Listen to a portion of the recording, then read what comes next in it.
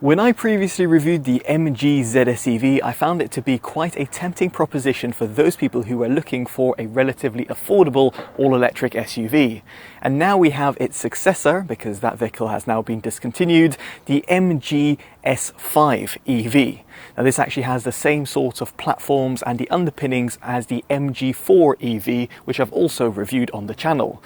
Now, at the time of filming and in UK, it's only available in 3 different trim configurations and 2 battery packs. You've got the SE, which starts from £28,500, the SE long range that comes in at £31,000, and then you've got the Trophy long range, which we have on review, that can be found for roughly £33,500.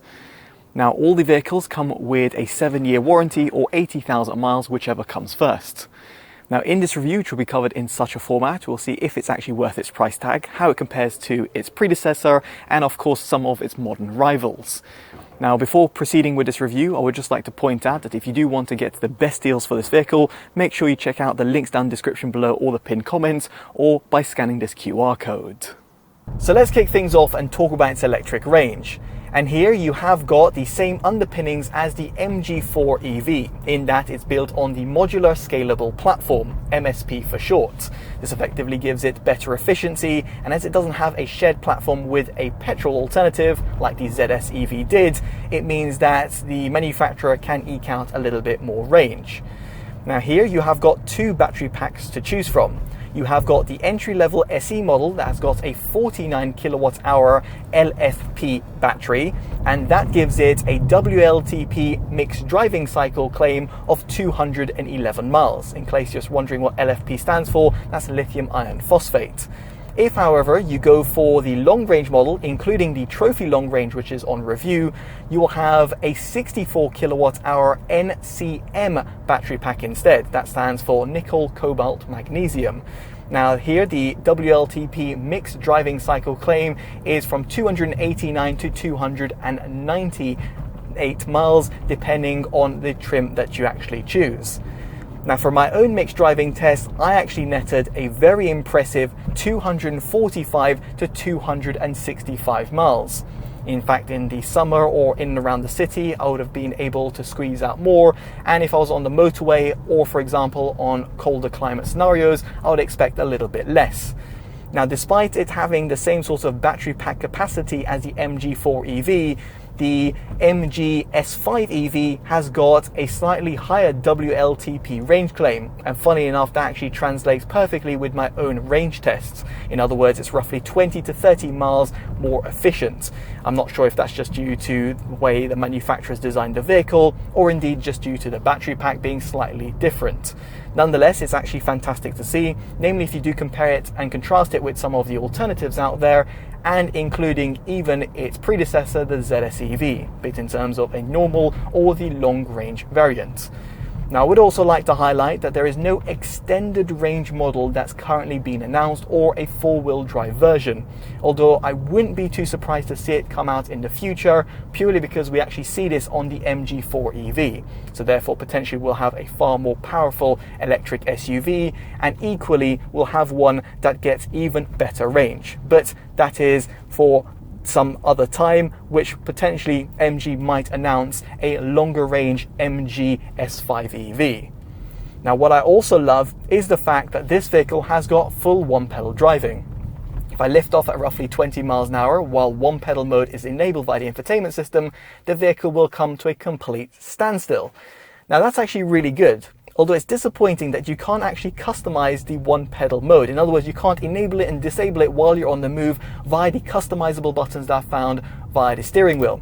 I say that because if I, for example, disable the one-pedal mode, I can now press the customizable button, which I've got on the right-hand side, for the regen. And this can go between adaptive, low, medium, and strong. Now, none of these will give you a full one-pedal drive, for example, as I'm demonstrating in the strong preset, but it doesn't mean that I've got that one pedal mode. So it's almost like this button had to be preset with 5 different modes, including one pedal to be enabled and disabled. Instead, if you do want one pedal, you'll have to faff around with the infotainment system, enable one pedal mode. And yes, in case you're wondering, if you're in one pedal mode, can you disable it? No, because you'll get a little pop-up on the infotainment system to say you'll have to disable one pedal mode in order for you to customize the regen braking feel, which in my opinion is a slight missed trick. Now, aside from recouping energy while on the move, you can also recharge at a much more rapid rate by plugging it in. And here you've got up to 120 to 139 kilowatts of input available via CCS port, therefore allowing you to go from 10 to 80% in 24 to 28 minutes. As for a 50 kilowatt charger, it'll take you roughly under 2 hours. Now, it's disappointing that you've got a 7 kilowatt onboard charger in comparison to the 11 kilowatt onboard chargers like you'd find on some rival alternatives. Therefore, meaning it'll take you roughly 8.5 to 11.5 hours to go from 10 to 100%, while a 3-pin input will take you a lot longer at roughly 26.5 to 35 hours, depending on the battery pack chosen. Now, there is also a vehicle to load charging. In other words, you can discharge the battery pack, although this will require an adapter. Now, moving swiftly on, we get on to driving comfort. And here I was actually left really impressed. Namely, in comparison to its predecessor, the ZS EV, which felt really stiff and suffered from low-end reverberations, the MGS5 EV was far more comfortable to drive in and around town and on the motorway. Now, this is just due to the fact it has got a rear 5-link suspension configuration. And make no mistake, it's not going to compare with the floaty-like suspension system of the likes of the Citroën EC4 and EC4X and some of the more expensive alternatives out there on the market that have adaptive suspensions instead. But in comparison to the vast majority of the alternatives out there, it does actually do a pretty good job. Although in certain instances, I did find that there was a little bit of an odd rebound if it was treated with quite a lot of potholes or anomalies on the ground. Nonetheless, over here, I still found it to be really good. Now, it is also really fun to drive, and this is thanks to the fact that you have got a rear-wheel drive configuration. Yet again, in comparison to its predecessor that opted for a front-wheel drive configuration, and also like some of the alternatives out there, the rear-wheel drive setup means that you've got a 47 to 53% weight distribution. And when chucking around winding country routes, it does really feel at one with the road. Now, of course, you're going to notice a little bit of body lean in comparison to a sportier SUV, and it doesn't exactly have that one-to-one driver's input like, for example, a Porsche or a BMW, but it is still up there with some of my favorite EVs to drive.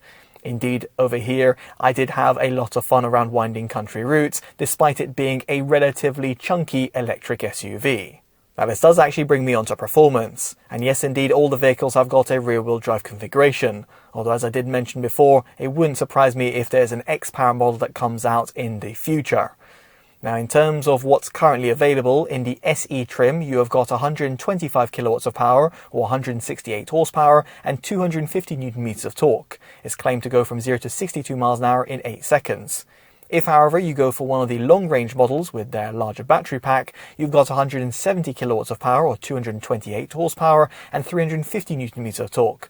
There's a 0 to 62 mile an hour claim of 6.3 seconds. Now, I did put the Trophy long range through its paces using RaceLogic's Performance Box Touch, and I had it tested from 0 to 20 miles an hour in 1.79 seconds, 0 to 30 miles an hour in 2.66 seconds, 0 to 60 miles an hour in 6.18 seconds, so very much close to the manufacturer's claim, and 50 to 70 miles an hour in 3.31 seconds. I also recorded a peak acceleration of 0.58 G.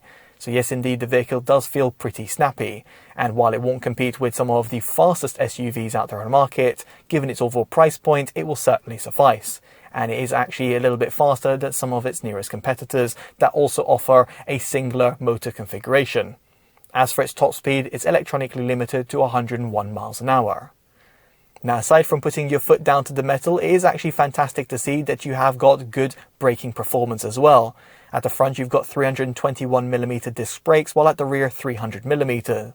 The combination of this is actually really impressive. And in a safe manner on a country road while driving at 60 miles an hour, I put my foot hard down on the brake pedal, and it actually came to a pretty quick standstill. This actually took me by surprise because MG isn't really renowned for having good brake performance. But in this instance, the MGS5 EV did actually do a tremendous job. So next up we get onto its interior design, and here I do like what the manufacturer's achieved. Sure enough, it doesn't really stand out over some rival alternatives, namely at a slightly higher price point, but it still very much looks and feels the part. You've got a leather style upholstery towards the dashboard and also the seats themselves. Of course, it depends as to which trim level you go for. And as a reminder, this is the trophy spec. Now you have also got physical buttons that can be found on the steering wheel, which are certainly appreciated in comparison to the touch or haptic buttons like you'd find on some alternatives. And you've also got traditional stalks. Now aside from this, towards the center console, you'll find a rotary dial, which serves as your gear selector, like you'd find on some other MG vehicles. And better still, MG has retained a few physical buttons. For example, on the right hand side, you've got a knob that adjusts the volume, and you can press it in order to go to the home screen. Then you've got physical controls to adjust the climate, which is certainly very much appreciated in this modern era. Here you can adjust the fan speed, the actual temperature, and also where the fan is actually located. You can also turn it on and off. The only mistrick, however, is that there is no shortcut button to go on the climate control screen via the infotainment system. Speaking of which, over here you've got a 12.8-inch display, which is actually really intuitively laid out. However, in comparison to some of its competitors, the display itself feels a little bit slow, and therefore when going in and out of different apps, or indeed enabling or disabling certain functions, it just takes a little extra few seconds for it to actually respond, which is quite disappointing considering how the manufacturer has actually updated the overall interface in comparison to the older generation MGs. Nonetheless, it is fantastic to see that you have got Android Auto and Apple CarPlay, which are supported over a wired and wireless transmission, which is actually quite a bit of a first, and therefore means that in the MG fleet, the MGS5 EV certainly feels a lot more modern and a little bit more in line with some of its key competitors. Now, unfortunately over here, turn-based navigation data from these third-party mobile operating systems does not feed through to the 10.25-inch fully digitalized display, because a lot of the alternatives actually do that. Nonetheless, the display itself will provide you all the key information that you require, such as your traversing speed or the safety systems that are in operation. Now, you do not have that many customization options, and it is also similarly disappointing that you do not find a head-up display. Indeed, in the top spec trim or available as an option, which is something that you'd find on some rival alternatives. And that really just adds to the overall driving comfort because it keeps your eyes planted on the road rather than having to glance down towards the instrument cluster or, for example, towards the center display. Now, another complaint that I have is the overall audio system, because it really does lack that overall prowess. See here in the SE models, you've got a 4-speaker setup, while in the Trophy model, you've got a 6-speaker configuration instead. You've got drivers that are found within each of the 4 doors and tweeters that are found towards the dashboard. These will certainly suffice for your basic music listening. However, audiophiles or those people just like banging out some good tunes within the car will be left pretty disheartened. And indeed over here, the alternatives actually offer far superior audio reproduction. In fact, if you want a detailed breakdown of the audio system, including the in-cabin measurements, make sure you check out my dedicated audio review that can be found up on your pop banner or by following the links down the description below or the pinned comments. Now, on the subject of those different trims and what else you can find out there on the market, it is disappointing that if you do want the wireless phone charger that can be found towards the center console, or indeed a pull-down armrest at the rear, you'll have to go for the top-spec Trophy trim. Indeed, the SE models do not offer this. Now, this does actually bring me onto storage. And towards the front of the center console, you'll find 2 cup holders. Underneath the center console, there's a nice large open area with a non-slip material, which prevents your loose change or keys from rattling about. And then you've also got a pretty large compartment underneath the center armrest. Here you'll find 2 USB Type-C ports, one of which can be used for connecting up to the infotainment system, for example for Android Auto, Apple CarPlay, and then you've also got a 12-volt socket. You'll find another USB Type-C port towards the rear of the center console, and you'll also find a Type-A port towards the rear view mirror. This can be handy for conveniently plugging in a dash cam, so it's good thinking by the manufacturer. As for the glove box, it has been optimized for right-hand drive vehicles, and the front door bins are pretty large. They'll accommodate a 500ml bottle with ease, alongside some small to medium-sized valuables. As for the rear, the door bins are unsurprisingly a little bit more limited. And it is worth mentioning that none of the door bins have been lined in any sort of fabric or non-slip material, which means that any sort of keys will be heard rattling about while placed in these compartments. Now, of course, when it comes to storage, we have to talk about its boot. And here you've got 453 litres to play around with, or 1,441 litres when you drop down the seats. Pretty comparable with what else you can find out there on the market. And yes, it's also pretty practical. You've got an electric tailgate that comes fitted as standard across the entire trim range, and this moves up to a smart tailgate in the top spec trophy trim. You've got a hatchback design, which does actually open up pretty wide, therefore meaning that someone who's just under 6 foot had no problems whatsoever when it came to accessing the rear of the vehicle. You've got 60/40 rear split folding seats and an adjustable boot floor. This can also mean that you've got a flat loading bay and a underfloor compartment. It is disappointing, however, that you do not have a frunk, in other words, an area underneath the bonnet, because here there is actually some space that the manufacturer could have played around with. And given it is built on a fully electric platform, it is actually somewhat surprising. Now, aside from this, it is disappointing that in terms of its towing capacity, it's rated at 750 kilograms for both braked and unbraked trailers. Indeed, for the former, the figure is actually pretty poor, namely if you compare and contrast it with some of its competitors, which will offer you north of 1,500 to 2,000 kilograms of capacity. Now, aside from this, I would like to point out that you do also have a 75 kilogram roof load capacity, handy for example if you've got a roof box. Now, the theme of you having to go for the top spec model in order to have certain features continues on with the seats. 6-way manual controls go for the driver and 4-way manual controls for the passenger.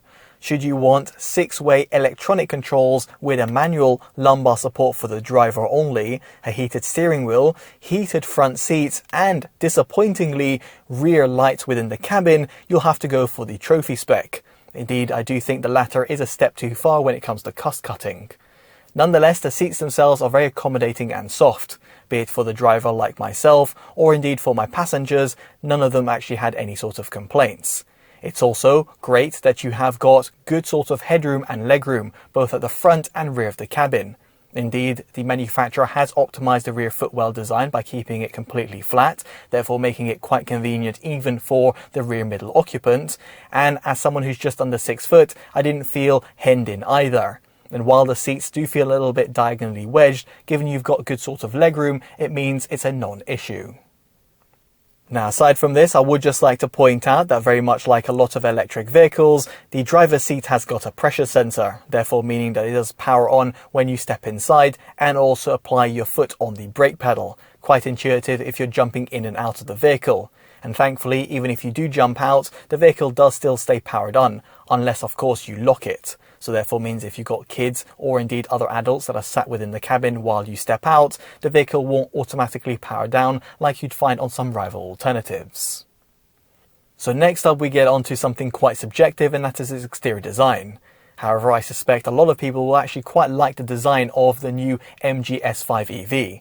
Because in comparison to its predecessor, the ZS EV, or indeed the original ZS EV, I just think it just looks a little bit sleeker. And that's namely due to the fact that you've got this kind of fled bonnet design with these pretty slender headlights. And the same could be said at the rear, where you've got a quite nice modern look with the taillights that stretch the entire width of the vehicle. You've also got a built-in spoiler for that extra bit of sportiness. Towards the side, you've got 17-inch alloys in the SE model, or 18-inch alloys that come fitted in the trophy spec, which is pictured. It's also worth mentioning over here that if you do want the rear privacy glass, you also have to go for the top spec model.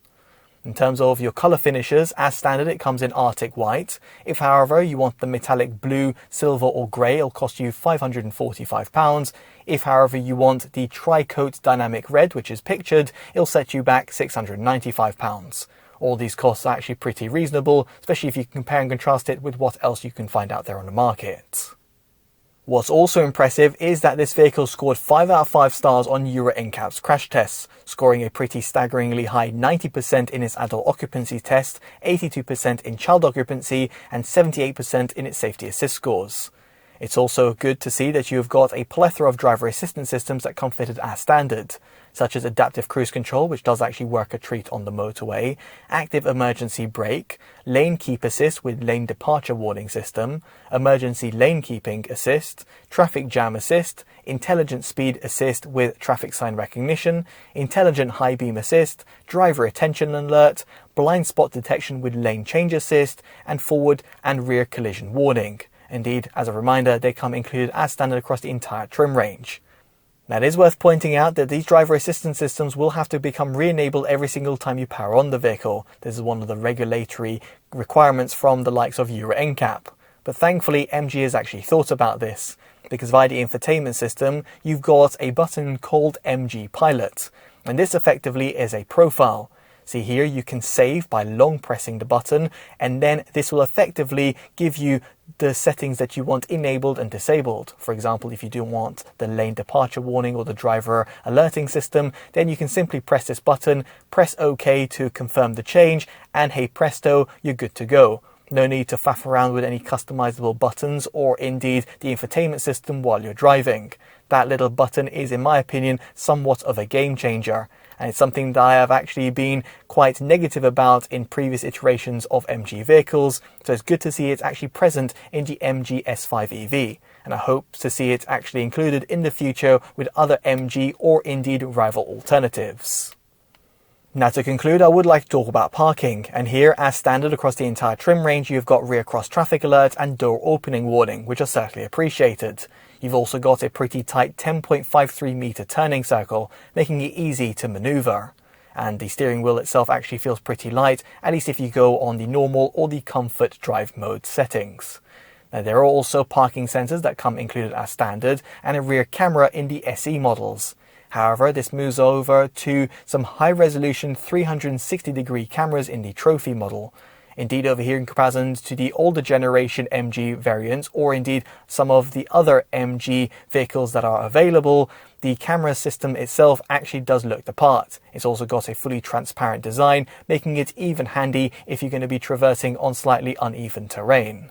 Now, should you rely on your sensors, visibility at the front and side are absolutely excellent. No issues whatsoever. In terms of the overall spatial awareness, it can be actually very easy to get used to. At the rear, however, it can be a little bit limited just due to the positioning of the rear center headrest. However, it's good to see that you have got a wiper included. So with all that in mind, it brings us on to our verdict of the MGS5 EV. And here I do think the manufacturer has done a tremendous job across the board, namely if you consider its predecessor, the ZS EV. Indeed, it has still got a pretty tempting and affordable price point, at least in the all-electric SUV market, all while getting far better electric range, better driving comfort, a revamped interior and exterior design, all while also being pretty practical.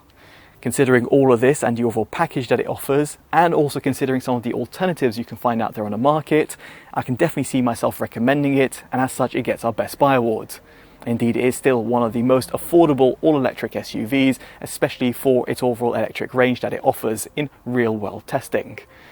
Now, I'd be curious to know if you would pick this vehicle over some of the rivals that I've mentioned down in the comment section below. And of course, if you do want some of the alternatives, make sure you check out the description for some of the vehicles that I've actually reviewed. Now, here you will also be able to find some of the best deals for this vehicle, and you'll find the link in the pinned comment as well. And you can also scan this QR code if that also helps you. Now, if you've enjoyed this detailed independent review, definitely do consider dropping a like, subscribing and hitting that bell notification, all of which would be greatly appreciated. As such, I've been Chris from TotallyEV, and I'll hopefully see you next one.